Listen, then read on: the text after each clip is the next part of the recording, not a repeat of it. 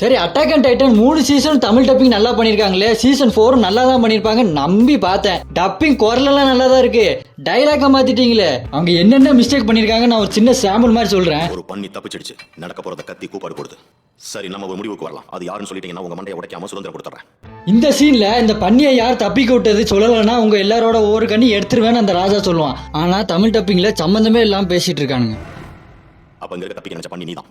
அந்த இமிரை எல்லாருமே காட்டி கொடுத்ததுக்கு அப்புறம் அந்த ராஜா இமிரி கிட்ட நீ தான் பண்ணி தப்பிக்க விட்டியான்னு தான் கேட்பான். ஆனா தமிழ் டப்பிங்ல என்ன பண்ணிருக்கானுங்க, நீ தான் அந்த தப்பிக்க நினைக்கிற பண்ணியா அப்படின்னு கேட்டிருப்பானுங்க.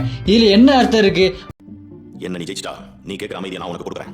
ராஜா சொல்லுவான் நீ சுதந்திரமா ஆயிட்ட போ அப்படின்னு தான் சொல்லுவான். ஆனா தமிழ் டப்பிங்ல நீ என்ன தோக்கடிச்சிட்டனா நீ சுதந்திரமாயிரும் சம்பந்தமே இல்லாம சொல்லியிருக்கானுங்க. என்ன அப்படியே டிரான்ஸ்லேட் பண்றதுல அவங்களுக்கு என்ன கஷ்டம், அதை கூட தப்பா பண்ணி வச்சிருக்கானுங்க. அடுத்ததா ஒரு பெரிய மிஸ்டேக் பண்ணிருக்காங்க, அது என்னன்னு பாருங்க.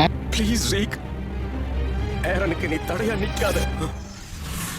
ஜீக்கு கிட்ட எரனோட அப்பா எரனை எப்படியாச்சும் தடுத்து நிப்பாட்டு தான் சொல்லியிருப்பான். ஆனா தமிழ் டப்பிங்ல என்ன பண்ணி வச்சிருக்கானுங்க, அவன் குறுக்க மட்டும் போயிடாதடா அப்படின்னு சொல்லி வச்சிருக்கானுங்க.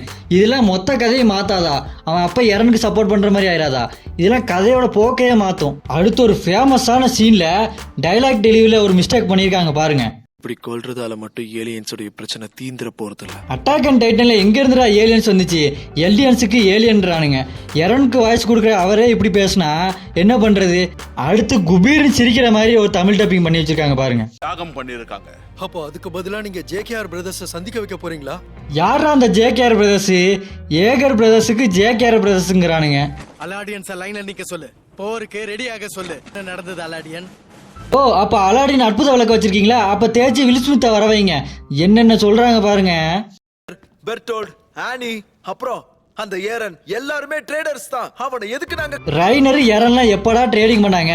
ட்ரேடர்னு அந்த வார்த்தை வரலனா தமிழாச்சும் துரோகின்னு சொல்லி தொலைலாம்ல. இந்த தமிழ் டப்பிங்கை பார்த்து யாருக்கெல்லாம் கோவம் வந்துச்சோ ஆங்கிரி எமோஜியை கமெண்ட்ல போடுங்க.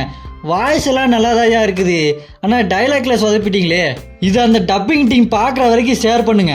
இந்த மாதிரி தமிழ் டப்பிங்கில் தப்பாக டைலாக் பேசினா அவன் என்ன செய்வான், நான் ஜாப்பனீஸு இங்கிலீஷு அதுலேயே போய் பார்த்துக்கிறேன்னு போயிட மாட்டானா? இதனால தமிழில் பார்க்குற ஆடியன்ஸுக்கு தான் பெரிய பாதிப்பு. இதனால ஒரு பெரிய ரிக்வஸ்ட் பண்ணுறேன் நான் உங்களுக்கு, இனியாவது கதை தெரிஞ்சு ஸ்கிரிப்ட் தெரிஞ்சு பேக்ரவுண்ட்லாம் என்னன்னு தெரிஞ்சு அதுக்கப்புறம் பொறுமையாக பண்ணுங்க. அவசரமாக தப்பாக பண்ணாதீங்க.